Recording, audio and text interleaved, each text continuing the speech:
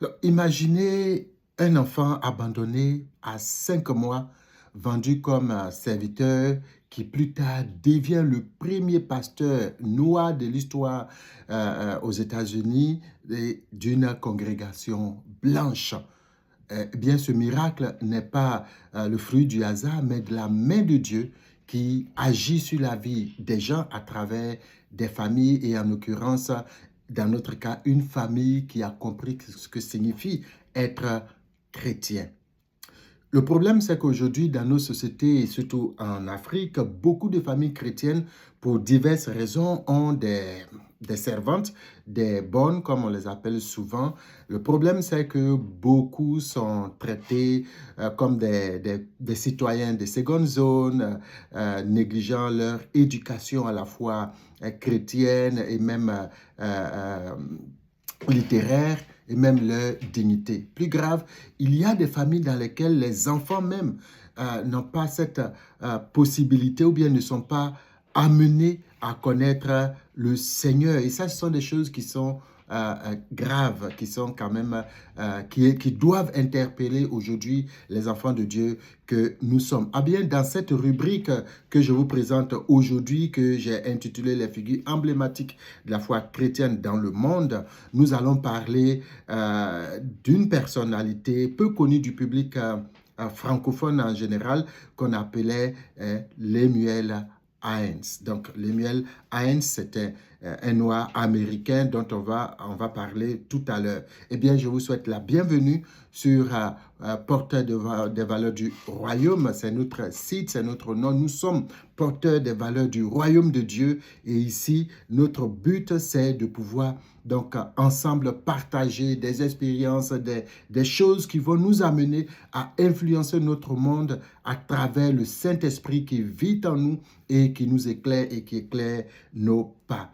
Eh bien, dans les années 1700, d'accord, 1700, on était dans les périodes de l'esclavage et tout ça, donc dans l'Amérique coloniale et même dans l'Angleterre, il y avait des orphelinats. Donc, comme un peu, il y avait des orphelinats. Le problème, c'est que ces orphelins dans les orphelinats étaient sous la responsabilité financière de la communauté, donc de la ville qui détenait ces orphelinats-là. Eh bien, pour éviter de payer, nourrir ces enfants avec l'argent public, il y avait une stratégie que les magistrats d'alors utilisaient, c'était de pouvoir confier donc ces enfants, ces orphelins, à des familles d'accueil qui étaient aisées, donc qui avaient la capacité de pouvoir nourrir ces enfants-là.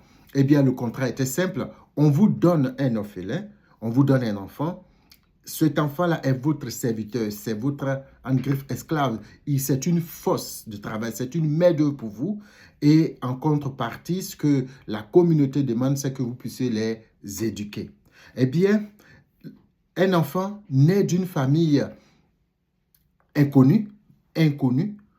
En fait, le père était probablement un esclave noir ou descendant d'un esclave noir et la mère de l'enfant était une blanche. D'accord? Et à cette époque, déjà, les relations interraciales étaient quasiment incompréhensibles.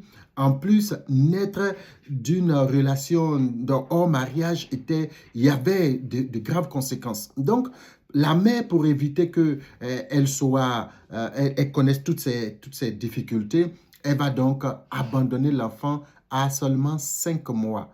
Donc, certainement, elle a dû le garder, essayer de voir, mais la situation était telle qu'elle devait le laisser, elle devait l'abandonner. Donc, elle va l'abandonner à 5 mois. Eh bien, la communauté va le récupérer dans l'orphelinat et finalement vont décider de le placer de le placer comme étant un serviteur dans une famille. Et cette famille-là, c'était la famille David et Elizabeth Rose aux États-Unis, donc en Amérique. Cette famille va accueillir ce bébé de 5 mois en tant que serviteur. Imaginez, vous recevez un enfant de 5 mois qui est serviteur. Et là, de 5 mois jusqu'à ce qu'il soit majeur, dans 21 ans, il devait vous servir. Et cette famille-là va récupérer l'enfant Lemuel, qui va rester avec eux et qui va donc travailler. Mais la famille Élisabeth, la famille Rose, je vais dire, David et Rose, étaient des chrétiens fervents, donc des protestants, des calvinistes, donc des gens qui croient en la liberté, qui croient en la parole absolue de Dieu, qui croient au salut, qui croient donc à la prédestination, à la prédestinée des gens, et donc qui avaient donc cette foi en tant qu'enfant de Dieu. Dans cette période-là, David va perdre la vue. David Rose, le mari, va perdre la vue, il ne va plus voir. OK? Donc, il ne va plus voir. Donc, la famille va récupérer l'enfant tout jeune. Qu'est-ce qui va se passer? Il va arriver des temps où, comme d'habitude, hein, une famille chrétienne, normalement, vous réunissez les matins, vous priez, ou bien les soirs, selon les agendas de la maison, selon les réalités. Ici, ils avaient une pratique, les samedis où ils se retrouvaient, il y avait comme une lecture publique d'un sermon d'un des penseurs de leur époque, comme des gens, comme on dit des théologiens de grands noms qui ont participé au réveil, au grand réveil, comme Jonathan Edwards ou bien George Whitefield. C'était des gens qui avaient une philosophie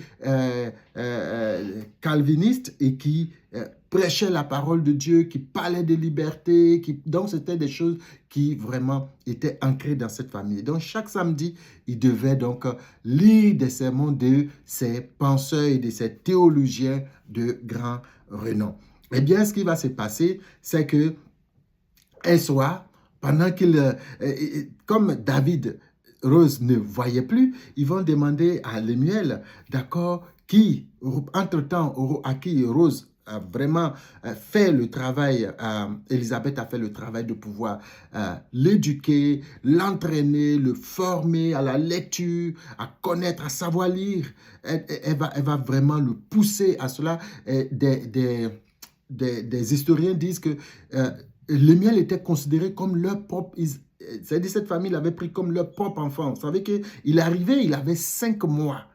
Il n'avait pas 12 ans, un gars qu'on jette directement dans la plantation. Il avait 5 mois. Donc, il fallait le nourrir, il fallait prendre soin de lui, il fallait le nettoyer comme son propre enfant. Donc, légitimement, Élisabeth, comme une mère, va voir cet enfant comme son propre enfant. Et donc, Lemuel va avoir l'opportunité de lire David ne voyant plus, Lemuel va lire les écrits, les sermons, la Bible, et c'est comme ça qu'il va commencer à mieux s'exercer, à lire la Bible et à lire les choses. Et un soir, alors, comme d'habitude, il va lire un sermon de peut-être de Jonathan Edwards ou bien de qui que ce soit. Et ce soir-là, il va prêcher, en fait, il va lire un sermon, et puis les gens vont se demander, David va lui poser la question, attends, Lemuel, de qui est ce sermon?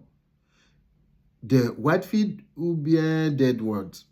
Et là, David va attendre la réponse très timide de Lemuel et qui va dire, eh bien, désolé, le sermon est de Lemuel, monsieur. Alors, David va dire, quoi? Lemuel, je ne connais pas Lemuel. Non, c'est moi, monsieur. En fait, pendant toutes ces lectures, en allant à la bibliothèque de la paroisse ou de l'église de la ville, en lisant, creusant, David et Lemuel avait une soif profonde, la parole de Dieu. Donc il lisait. Finalement, il va commencer à écrire ses propres sermons, ses propres prédications, si on veut. Et ce soir-là, ce samedi soir, quand il va le lire, le père David va être tellement ébloui qu'il va informer la communauté, les pasteurs, le pasteur de la ville, et il va commencer à donner l'opportunité donc à Lemuel de pouvoir lire et même partager la parole de Dieu au sein de la congrégation. Je vais m'arrêter là parce que c'est très important. On vous envoie quelqu'un comme un serviteur, comme un esclave, entre griffes, et voilà que l'enfant n'est pas exclu de la vie de la famille. Vous voyez, ça c'est très important. Il n'est pas exclu. On ne lui dit pas, écoute, toi tu es juste là pour un temps, tu es un serviteur ou une servante, si c'était une fille. Donc tu n'as pas affaire aux choses de... Non. Toi, tu vas, tu es à la cuisine, tu fais le repas tu arranges la chambre des enfants, ou bien, je ne sais pas, tous les travaux domestiques qu'on connaît, qu'on donne aux servantes, la famille Rose n'a pas dit à Lemuel que toi, voilà, tu es cantonné ici, ton travail, ce sont les champs, tu reviens, si tu as à manger, tu manges, et puis c'est tout. Notre vie chrétienne ne te concerne pas. En plus, tu es un orphelin, on sait même pas, on n'a aucune identité de toi, on ne sait pas de qui tu es. Mais cette famille va faire exactement le contraire. Pourquoi? C'est pour ça qu'au début, on a dit qu'ils ont compris ce que c'est être chrétien. Parce que tout ce qui rentre dans ta maison est une opportunité pour toi pour partager la parole de Dieu. Rose, la famille Rose, va travailler à donner l'éducation littéraire, mais l'éducation spirituelle et chrétienne à Lemuel Hines. Ça, c'est très important. Aujourd'hui, on trouve des familles chrétiennes où les servantes, les gens qui sont avec eux sont vraiment mis totalement à l'écart. Ils vont à l'église, ils laissent les servantes derrière. Partout où ils vont, les servantes sont derrière. S'ils ont trop fait, c'est de garder leurs enfants. Souvent, mais ils laissent les enfants avec les servantes et puis ils vont à l'église. Et ils vont faire leur vie. Ils envoient leurs enfants à l'école, ils n'ont pas l'opportunité de s'asseoir. Même à la maison, on n'a pas dit d'envoyer la servante forcément à l'école publique. Mais si vous voyez que votre servante ne sait pas lire, des fois, ils écrivent des bouts de papier. Va à la boutique, va acheter ça si tu vas pour montrer. Pourquoi ne pas donner l'opportunité à cet enfant d'apprendre à lire, à écrire et sortir de votre maison avec quelque chose, avec une plus-value? Vous laissez une trace dans leur vie. La famille Rose, en tant que chrétien, a compris qu'il fallait investir dans Lemuel. Parce que, rappelez-vous, il croit à la théorie ou bien il croit à la pensée calviniste qui est que Dieu a un destin pour chaque enfant, a une destinée pour chaque personne. Et donc, ils vont investir dans cet enfant jusqu'à ce que le plan de Dieu s'accomplisse pour lui. Lemuel va grandir, il va faire beaucoup de choses, il va aller, il va même lutter. Hein. Il va faire partie des gens qui ont lutté pour l'indépendance des États-Unis de l'Amérique. Il va faire partie de cette milice qui a lutté contre ces choses, contre l'esclavage. Il va même écrire un livre qu'il a appelé Liberty Further Extended. Donc, je ne l'ai pas lu particulièrement, mais j'ai vu quelques résumés. Et ce livre-là va être utilisé avec des paroles de Dieu, avec la position de la Bible et la déclaration d'indépendance pour condamner l'esclavage aux États-Unis. En 1804, parce que Lemuel, il est décédé en 1833, donc 1753 à 1833, en 1804, alors une université aux États-Unis qu'on appelle Middlebury va donc lui décerner un diplôme honorifique qui est l'équivalent d'une maîtrise d'un Master of Art. Donc, ils vont lui décerner ça de façon honorifique. La prochaine fois, on va parler d'un autre qui, lui, a été le premier noir à avoir un diplôme universitaire aux États-Unis. Alors, soyez scotchés la prochaine fois. Et lui aussi, vous allez voir, son histoire est très, très intéressante. Mais ça sera le mois prochain. Ça ne sera pas la prochaine vidéo, mais le mois prochain. Parce qu'une fois par mois, on va parler, si possible, de personnalités, comme je l'ai dit tout à l'heure, qui ont marqué les temps, mais à cause de leur foi. Donc, pour revenir à notre histoire, Lemuel va être quelqu'un qui va investir, qui va être connu, qui va être pasteur, donc pasteur d'une congrégation blanche en majorité, qui va être pendant près de 30 ans de ministère, qui va être un combattant de la liberté et qui va combattre l'esclavage. Quelle était la source? La source, c'était l'éducation qu'il a reçue étant serviteur dans la famille Rose. Cette famille lui a donné l'opportunité du salut, l'opportunité de la liberté. Et ils ne l'ont pas traité comme un esclave. Ils l'ont reçu et il a été un enfant dans lequel ils ont investi. Aujourd'hui, Lemuel est connu pas forcément du public francophone. Ceux qui aiment lire beaucoup de choses certainement savent. Moi, il y a quelque temps, je n'avais jamais entendu parler de lui jusqu'à ce que j'entende parler de lui, que je fasse quelques recherches et qu'aujourd'hui je sois en train de vous partager un peu de son histoire. Ce qu'on voit ici, c'est l'amour parental. Élisabeth a refusé de laisser, de laisser l'enfant dans l'ignorance et lui a appris à lire et surtout à connaître Dieu. Et son mari l'a intégré aux prières familiales. Quand vous priez à la maison, la servante, où est-ce qu'elle se trouve? Est-ce qu'elle est à table avec vous au salon pour apprendre la parole de Dieu? Ou bien pendant que vous méditez, pendant que vous approfondissez votre foi, elle est dans la cuisine en train de laver, faire la vaisselle ou en train de nettoyer telle ou telle chose, ou bien elle a tout fini, elle est dans sa chambre en train de regarder son téléphone, tout et n'importe quoi. Quel est donc le sort que nous réservons à nos servantes, d'accord, qui sont avec nous? Ce sont des choses qui sont importantes, qui sont déterminantes. Donner une éducation à celle ou celui qui vous sert n'est pas une perte de temps. Ce n'est pas une perte de temps ou de ressources, mais c'est un investissement dans le royaume de Dieu. Je répète, donner une éducation, je lis ici parce que je l'ai écrit, donner une éducation à celui ou à celle qui vous sert n'est pas une perte de temps. C'est un investissement dans le royaume de Dieu. La famille Rose n'a pas eu peur que Lemuel devienne trop instruit pour les servir. Parce que s'il devenait trop instruit, il va partir, il ne sera plus avec nous. Non, non, non. Ils ont célébré son génie. Et c'est ce qui a fait que c'est ce génie intellectuel qui a permis à Lemuel, à cette université dont je parlais, de lui octroyer un diplôme de master honorifique. Il faut investir dans ceux qui sont avec nous à la maison, qu'ils soient des esclaves ou pas. Il faut investir. Eh bien, aujourd'hui, je voudrais terminer cette vidéo parce que nous avons fait déjà près de 17 minutes. Je voudrais terminer cette vidéo avec ces choses que j'ai écrites. Quand vous recevez une servante, peut-être que vous avez prié, peut-être que vous avez appris des choses, peut-être qu'ils ont de mauvais comportements, ils ont de mauvaises habitudes, ils ont plein de choses, vous les découvrez maintenant. C'est l'occasion d'investir dans leur éducation et de les aimer, de ne pas les rejeter. Parce que ces personnes-là ont une destinée. Ces personnes-là, Dieu a un plan pour leur vie. Et en tant que chrétiens, nous devons nous laisser être utilisés par le Seigneur pour ces personnes, pour faire du bien à ces personnes, pour que demain nous puissions dire, Dieu nous a utilisés, cette personne a été bénie, nous avons été une source de bénédiction pour cette personne. Partageons la parole de Dieu, enseignons-le la parole de Dieu pour qu'ils deviennent des chrétiens.